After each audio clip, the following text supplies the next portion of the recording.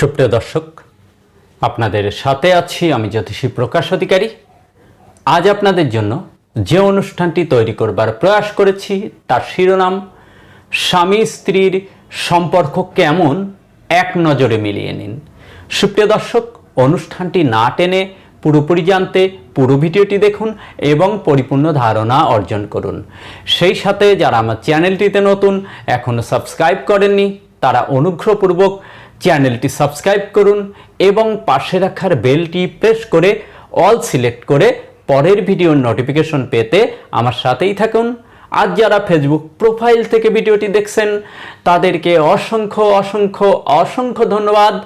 প্রোফাইলটিতে একটি ফলো দিয়ে ভিডিওতে একটি লাইক দিয়ে আমাকে উৎসাহিত করুন জ্যোতিষশাস্ত্রের এই নিগূঢ়তম রহস্যগুলো, গোপনতম বিষয়গুলো আপনাদের সামনে উন্মোচিত করবার জন্য বা তুলে ধরবার জন্য।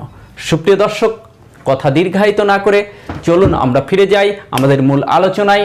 আমাদের আজকের আলোচনার শিরোনাম স্বামী স্ত্রীর সম্পর্ক কেমন এক নজরে মিলিয়ে নিন।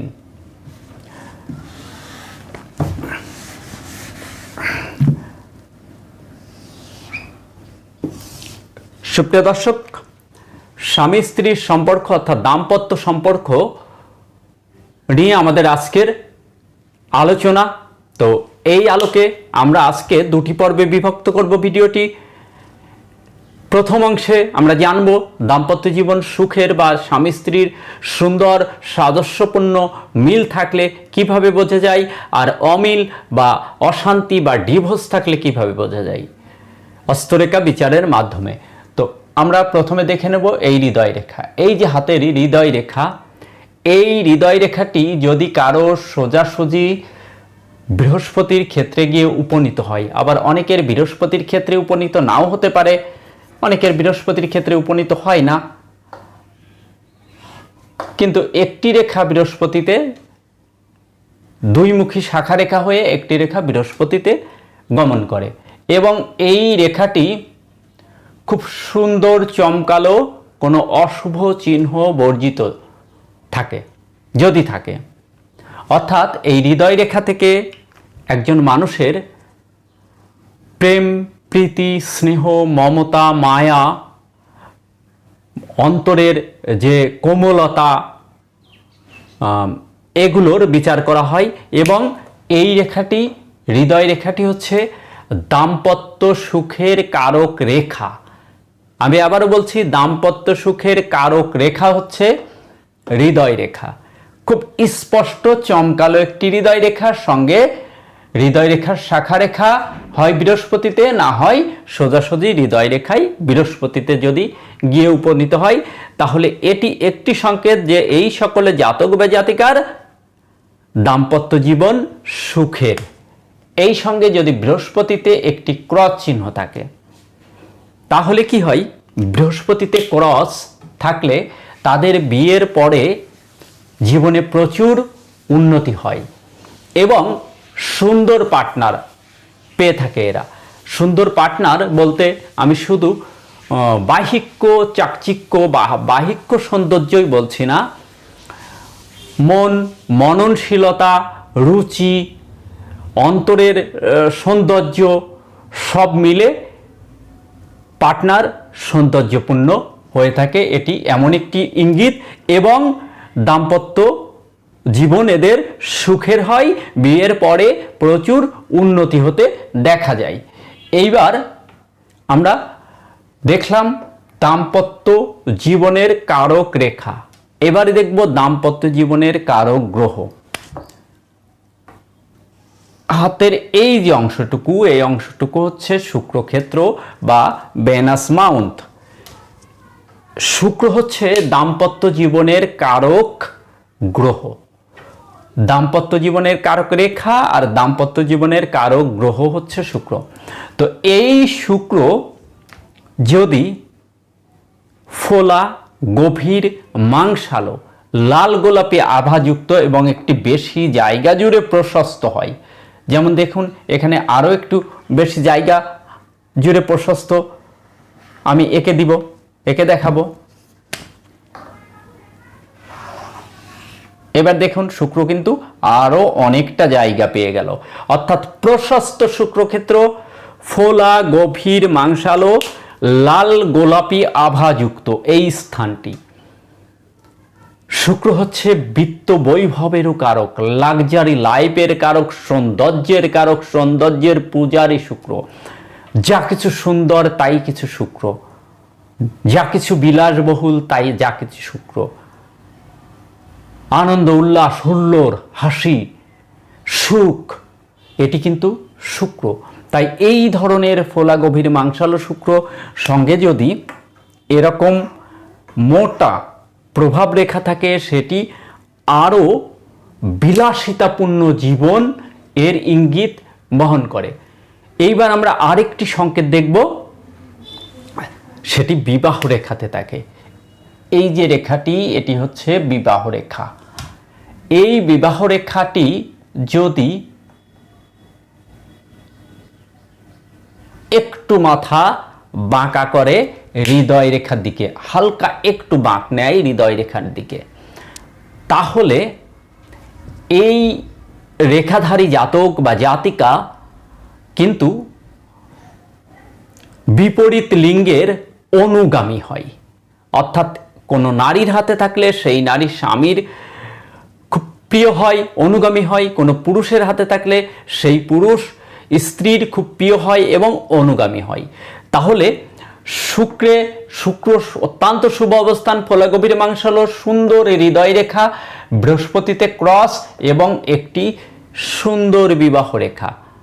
বিবাহ রেখা একটি থাকলে সবচেয়ে বেশি সুন্দর হয়। তাহলে এই জাতক বা জাতিকা তাদের জীবনে এতটা সুখী হয়, এদের জীবনে শুক্র বেটার বিলাসবহুল জীবন পায়, দাম্পত্য জীবন অত্যন্ত সুখের এবং পার্টনার বেশ যত্নশীল হয়। সব মিলে এই সকল জাতক জাতিকারা পৃথিবীতেই স্বর্গের সুখ, স্বর্গের মতো সুখ অনুভব করে পৃথিবীতেই। অর্থাৎ এরা সর্বদিক থেকে সুখ সমৃদ্ধি ভরে ওঠে এদের জীবন। এবার আমরা দ্বিতীয় অংশ দেখব যে দাম্পত্য জীবন অসুখী হয় কিভাবে বোঝা যায়। এই যে হৃদয় রেখা, এই হৃদয় রেখা থেকে যদি কোনো এই রকম নিম্নমুখী শাখা রেখা বের হয়, আমি এই ক্রসটা মুছে দেব। হৃদয় রেখা থেকে নিম্নমুখী শাখা রেখা যদি বের হয়, কিংবা হৃদয় রেখার যে কোনো অংশে যদি এরকম জপ চিহ্ন থাকে, কিংবা হৃদয় রেখা অনেকেরই এই ধরনের শৃঙ্খল আকৃতির হতে দেখা যায়, যে কোনো ক্ষেত্রে আমি কিন্তু আগবার সুবিধার্থে জায়গা বের করে নিয়েছি, যে কোনো স্থানে এটা থাকতে পারে। এরকম যদি থাকে, কিংবা অনেকের হৃদয় রেখা এইভাবে মোটা হয়ে যায়, মোটা, যে কোনো স্থানে পুরো রেখাটাও মোটা থাকতে পারে, আবার কিছু অংশ মোটা থাকতে পারে, সেটি বিষয় নয়। আমি শুধুমাত্র সময়ের স্বল্পতার কারণে এইভাবে আঁকছি, বারবার মোছা ঝঞ্ঝাট বা সময় ক্ষেপণ হবে তাই। তো এরকম যদি থাকে, কিংবা হৃদয় রেখা যদি ভাঙ্গা থাকে, তাহলে দাম্পত্য জীবন অসুখীর ইঙ্গিত বহন করে। এইবার আমরা আসবো শুক্রের ক্ষেত্রে। যদি এই শুক্রের ক্ষেত্রটি খুব অল্প জায়গা ব্যাপী থাকে, আমি এঁকে দিব, খুব অল্প, দেখুন আগে এঁকেছিলাম, এবার খুব অল্প জায়গা ব্যাপী থাকে। এই জায়গাটি যদি কৃশ ধরনের হয়, অর্থাৎ নিচু ধরনের হয়, নিচু, এই জায়গাতে যদি জাল চিহ্ন পরিলক্ষিত হয়, যদি তিল চিহ্ন পরিলক্ষিত হয়, যদি ক্রস সাইন থাকে, তাহলে এগুলো, এই রেখাটি থাকলেও তাদের দাম্পত্য জীবন প্রচুর অশান্তির হয়ে থাকে। আবার এই চিহ্ন থাকলেও তাদের দাম্পত্য জীবন প্রচুর অশান্তির হয়ে থাকে। দেখুন, দাম্পত্য জীবন সুখী হবার জন্য যেমন স্বামী স্ত্রীর বা পার্টনারের একে অন্যের প্রতি সৌহার্দ্যপূর্ণ আচরণ বা ভালোবাসা, হৃদ্রতা প্রয়োজন আছে, তেমনই কিন্তু আমাদের প্রত্যেকেরই একটি জৈবিক চাহিদা আছে, সেটির পূরণ হবারও কিন্তু প্রয়োজন রয়েছে।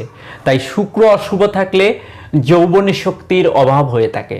বুঝতেই পারছেন, শুক্রর থেকে কিন্তু যৌবনী শক্তির বিচার করা হয়।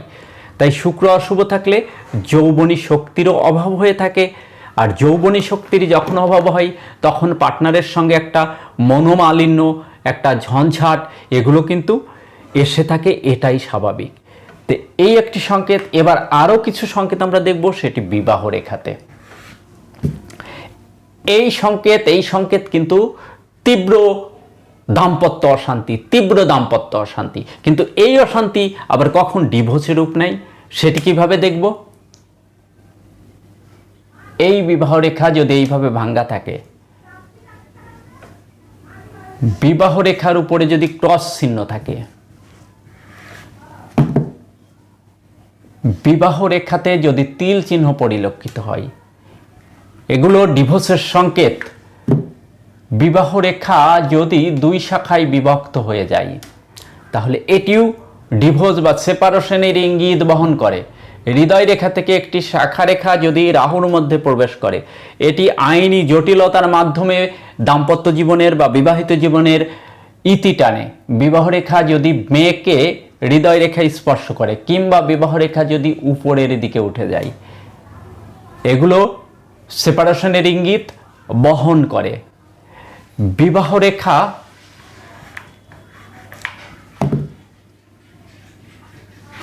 যদি ছিঁড়তে উঠে যায়